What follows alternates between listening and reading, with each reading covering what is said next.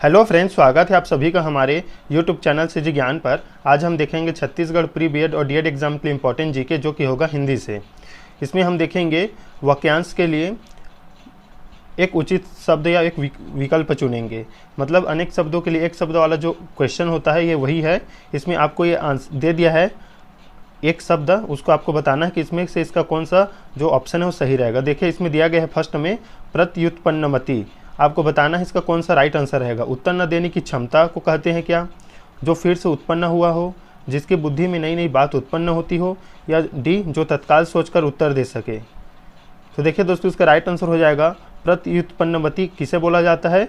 तो जो तत्काल सोचकर उत्तर दे सके उन्हें बोला जाता है प्रत्युत्पन्नमति। इंपॉर्टेंट क्वेश्चन याद रखेगा। चलिए देखते हैं अगला प्रश्न। पार्थिव। आपको बताना है पार्थिव किससे संबंधित है? जिसका संबंध मनुष्य से है, जिसका संबंध प्रथा से है, जिसका संबंध ईश्वर से है, या जिसका संबंध पृथ्वी से है। तो देखो दोस्तों, इसका राइट आंसर हो जाएगा डी। जिसका संबंध पृथ्वी से है उसे बोला जाता है पार्थिव। याद रखिएगा। चलिए देखते हैं अगला प्रश्न। अगला प्रश्न है जो इंद्र पर विजय प्राप्त कर चुका हो। जो इंद्र पर विजय प्राप्त कर चुका हो। इंद्रजेय, इंदु, इंद्रजीत या जितेंद्रिय। बताइए दोस्तों। तो जो इंद्र पर विजय प्राप्त कर चुका है उसे बोला जाता है इंद्रजीत। याद रखिएगा, इंद्रजीत। चलिए देखते हैं अगला प्रश्न। देखिए उच्च कुल में पैदा व्यक्ति। उच्च कुल में पैदा व्यक्ति, उसके लिए एक शब्द बताना है आपको। धनी, सवर्ण, श्रेष्ठ या कुलीन। बताइए दोस्तों। तो इसका राइट आंसर हो जाएगा डी, कुलीन। याद रखिएगा, उच्च कुल में पैदा होने वाले व्यक्ति कुलीन कहलाते हैं। चलिए देखते हैं अगला प्रश्न।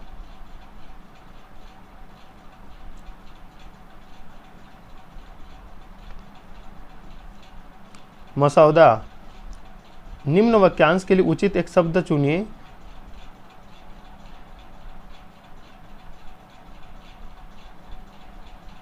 जो कानून का रूप देने के लिए प्रस्तुत किया गया प्रस्ताव। कानून का रूप देने के लिए प्रस्तुत किया प्रस्ताव या मसौदा, उसे क्या बोला जाता है आपको बताना है। प्रारूप, मसौदा, विधेयक या प्रश्नोत्तर। बताइए दोस्तों। तो इसका राइट आंसर हो जाएगा विधेयक। कानून का रूप देने के लिए प्रस्तुत किया गया प्रस्ताव या मसौदा कहलाता है विधेयक। याद रखिएगा। चलिए देखते हैं अगला प्रश्न। जो मोक्ष चाहता हो के लिए एक शब्द चुनना है आपको। मुमुक्षु, मुमुक्ष, मुर्मुक्ष या ममुक्ष। बताइए दोस्तों, छठवां का राइट आंसर क्या रहेगा? तो इसका राइट आंसर हो जाएगा ऑप्शन ए, मुमुक्षु। जो मोक्ष चाहता है उसे बोला जाता है मुमुक्षु। चलिए देखते हैं अगला प्रश्न। जिसे प्रमाण द्वारा सिद्ध न किया जा सके, उसके लिए आपको एक सही शब्द चुनना है। जिसे प्रमाण द्वारा सिद्ध न किया जा सके। अप्रमाणित, अनुप्रमेय, अप्रमेय, अप्रमाणिक। बताइए दोस्तों। जिसे प्रमाण द्वारा सिद्ध न किया जा सके तो इसे बोला जाता है अप्रमेय। याद रखिएगा, अप्रमेय। चलिए देखते हैं अगला प्रश्न। गिरा हुआ के लिए एक शब्द चुनने हैं आपको। गिरा हुआ। पतित, लुंठित, धराशायी, पालकी। बताइए दोस्तों। तो गिरा हुआ के लिए एक उचित शब्द है पतित। याद रखिएगा, पतित। चलिए देखते हैं अगला प्रश्न।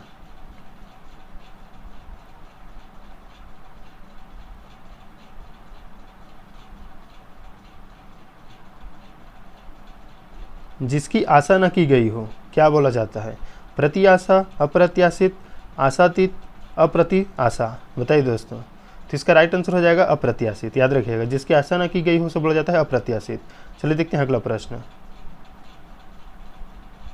देखिए अगला प्रश्न है पृथ्वी के तीन ओर पानी वाला स्थान। द्वीप, प्रायद्वीप, महाद्वीप या उपरोक्त में से कोई नहीं। बताइए दोस्तों। तो पृथ्वी के तीन ओर पानी वाले स्थान से घिरा हुआ उसे बोला जाता है प्रायद्वीप। याद रखिएगा, प्रायद्वीप। जिसके पास कुछ भी ना हो। गरीब, अकिंचन, दरिद्र या विनीत। बताइए दोस्तों। इसका राइट आंसर क्या रहेगा? तो जिसके पास कुछ ना हो उन्हें बोला जाता है अकिंचन। याद रखिएगा, अकिंचन। चलिए देखते हैं अगला प्रश्न।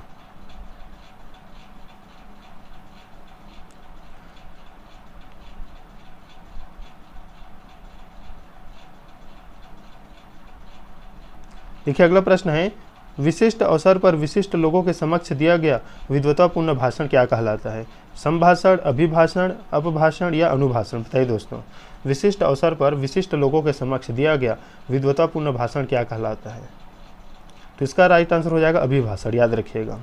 आदि से अंत तक आदि से अंत तक। बताइए दोस्तों इसका राइट आंसर क्या रहेगा? तो इसका हो जाएगा आद्योपांत। आद्योपांत याद रखिएगा, आदि से अंत तक के लिए एक शब्द है आद्योपांत। चलिए देखते हैं अगला प्रश्न।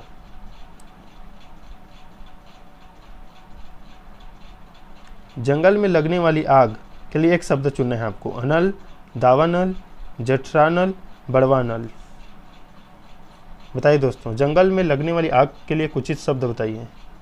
तो इसका राइट आंसर हो जाएगा दावानल, या जिसे बोला जाता है दावाग्नि। याद रखिएगा। चलिए देखते हैं अगला प्रश्न। जहाँ लोगों का मिलन हो, एक शब्द आपको बताना है उसके लिए। जहाँ लोगों का मिलन हो उसे क्या बोला जाता है? मेला, भीड़, सम्मेलन या सम्मिलन। बताइए दोस्तों। तो इसका राइट आंसर हो जाएगा सम्मेलन। याद रखिएगा सम्मेलन। चलिए देखते हैं अगला प्रश्न। देखिए अगला प्रश्न है, जो व्याकरण जानता है, जो व्याकरण जानता है, शास्त्री, व्याकरणविद, व्याकरण या इनमें से कोई नहीं। तो इसका राइट आंसर हो जाएगा व्याकरण। याद रखिएगा, जो व्याकरण जानता है उसे बोला जाता है व्याकरण। चलिए देखते हैं अगला प्रश्न।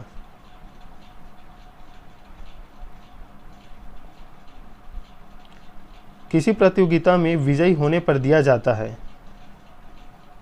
तो इसका राइट आंसर हो जाएगा पारितोषिक, जिसे बोला जाता है इनाम। याद रखिएगा, किसी प्रतियोगिता में विजयी होने पर दिया जाता है। उपयुक्त शब्द का चयन कीजिए तो पारितोषिक। आपको उपयुक्त शब्द का चयन करना है, तो इसका राइट आंसर होगा पारितोषिक। चलिए देखते हैं अगला प्रश्न।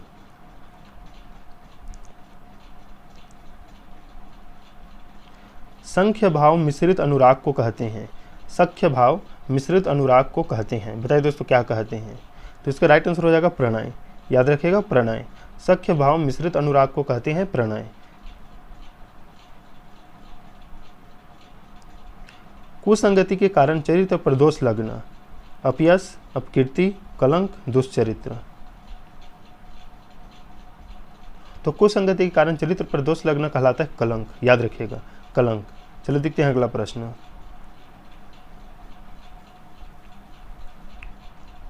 देखिए अगला प्रश्न है, शस्त्र क्या है? शस्त्र क्या है?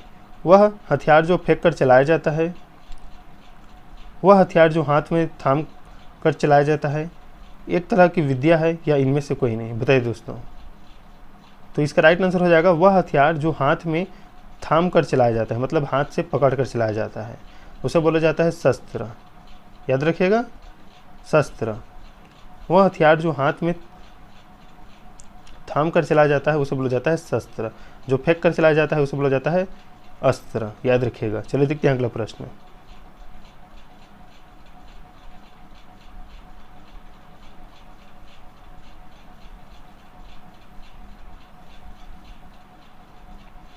जिसमें संसार के प्रति मोह न रहा हो, जिसमें संसार के प्रति मोह न रहा हो, वितरागी, चित्तरागी, अनुरागी या रागी। बताइए दोस्तों।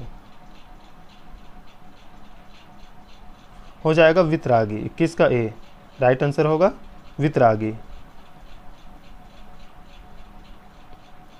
जो कभी बूढ़ा ना हो, अमर, अजर, सदाबहार या तरुण। तो इसका राइट आंसर हो जाएगा अजर। जो कभी बूढ़ा ना हो, इसके लिए एक शब्द है अजर। याद रखिएगा इंपॉर्टेंट क्वेश्चन है ये सभी। जो कानून के विरुद्ध हो, जो कानून के विरुद्ध हो, इसे बोला जाता है अवैध। याद रखिएगा अवैध। जो कानून के विरुद्ध हो उसे बोला जाता है अवैध। जिसके बराबर कोई ना हो, जिसके बराबर कोई ना हो। 24 का राइट आंसर हो जाएगा बी अनुपम। जिसके बराबर कोई ना हो उसे बोला जाता है अनुपम। चलिए देखते हैं अगला प्रश्न। जंगल में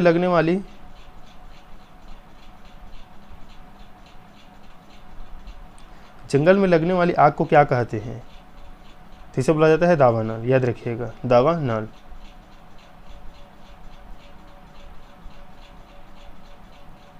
मिथिलेश कुमारी किसे कहते हैं? तो इसका राइट आंसर हो जाएगा सीता। मिथिलेश कुमारी कहा जाता है सीता को। याद रखिएगा।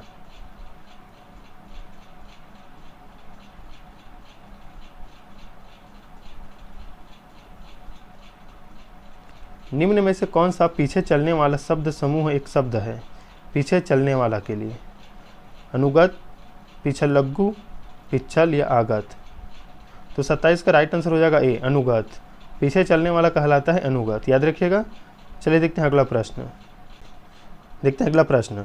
किसी कथन पर सहमत होना, इसके लिए राइट आंसर होगा स्वीकृति। याद रखिएगा 28 का राइट आंसर हो जाएगा किसी कथन पर सहमत होना स्वीकृति कहलाता है। याद रखिएगा। चलिए देखते हैं अगला प्रश्न। पीढ़ी दर पीढ़ी चला आने वाला, पीढ़ी दर पीढ़ी चला आने वाला, इसके लिए उपयुक्त शब्द है आपको बताना है, तो ये हो जाएगा अन्वयागत। याद रखिएगा पीढ़ी दर पीढ़ी चला आने वाला अन्वयागत कहलाता है। तो मिलते हैं नेक्स्ट वीडियो में, तब तक के लिए धन्यवाद।